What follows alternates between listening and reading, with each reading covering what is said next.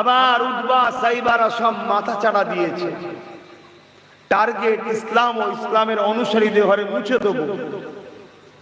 কেউ মসজিদ ভেঙে ফেলছে, কেউ মসজিদে তেরপল দিয়ে ঢেকে দিচ্ছে, কেউ মসজিদের সামনে গিয়ে সারা দুনিয়ায় নাচার জায়গা নেই মসজিদের সামনে নাচছে, কেউ কোরআনকে ক্রিটিসাইজ করছে, কেউ কোরআনকে অপমান অপদস্থ করছে, কেউ আল্লাহর বিরুদ্ধে নানা রকম লাইটিং করছে, কেউ রাসূলুল্লাহর কার্টুন তৈরি করছে। পুরো পৃথিবী যেন ইসলামের পিছনে লেগেছে। আলহামদুলিল্লাহ, এটা আজকে নতুন নয়, যুগে যুগেও ছিল। পুরো পৃথিবী ইসলামের পিছনে লাগা মানে প্রমাণ হচ্ছে ইসলাম সবার আগে আছে। জোরে বলুন সুবহানাল্লাহ, আরো জোরে বলুন সুবহানাল্লাহ।